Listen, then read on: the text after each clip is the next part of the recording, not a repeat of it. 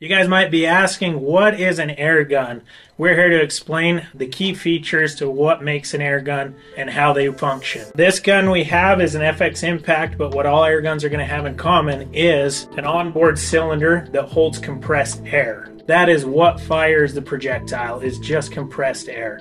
With more features on the gun, you can have a regulated air gun, which is going to be a consistent compressed air that's firing, or some will come unregulated, but they all will have that same feature. All guns are going to give you a gauge to tell you how much pressure you have in it. If they're regulated, they're also going to give you a gauge that has your regulator pressure. Most every modern air gun now will have a rifled barrel, and they're set up for different calibers, but most everything's running a rifled barrel. The most common is going to be your side cocking mechanism, which is going to charge it for your next shot. And most of them are going to have a magazine of some sort, while some will have single feed options.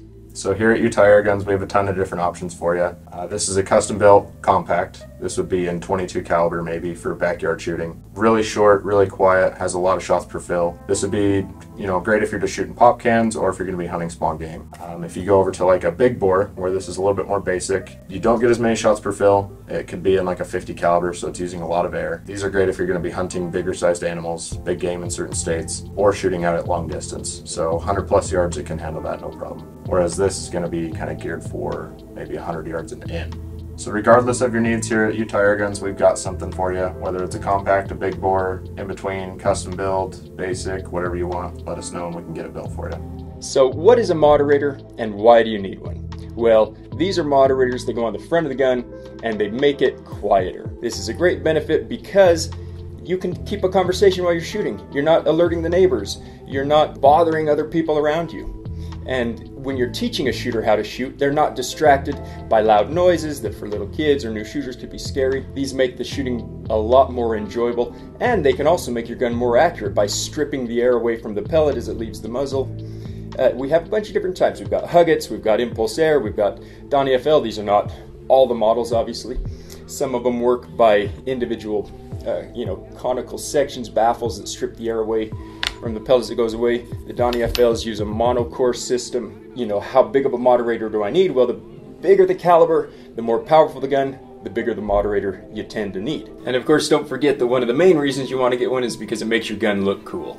We're talking about scopes. We're just going to go over a brief kind of overview of a lot of questions we get asked by customers when they're trying to select an optic to go on their new air rifle. Mils versus minutes. Either one of them will work for you as a shooter if you know how to use the system. They're both just an angular measurement that can be used to help you calibrate the rifle and the scope to work in conjunction with one another to not only zero but also to shoot at distance. One of the most important things to do is make sure that your turrets and the reticle that's inside the scope, that they're calibrated in the same unit of measure, whether it's mil radian or minutes of angle. So the parallax is kind of like your target focus. That allows you a range of where you can make sure that you don't have any image error by being able to focus the reticle and the image to be in the same focal plane. With these scopes, they're not a particular air rifle scope, they're just a standard rifle scope. But we want to have a parallax adjustment that focuses down to a close yardage, maybe 15 to 20 yards, and then out to whatever distance you're planning on using from there.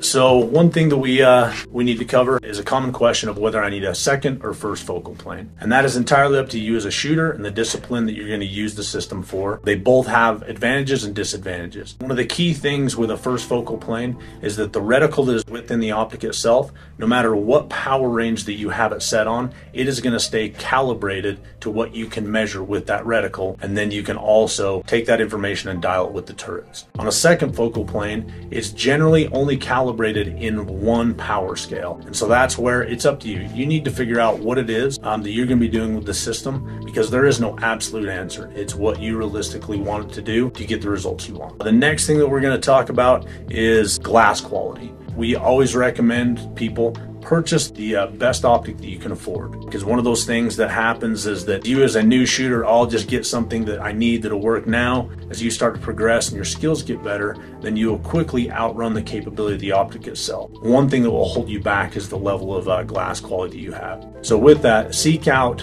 realistically what you're going to want to do with the system. and then try to purchase the best quality optic that you can afford. If there's any questions that you have of us that would help clarify, you making the right decision in what system that you want that would perform the way you would like it to, go ahead and leave those in the comments, and then we can get back to you and help you make that decision.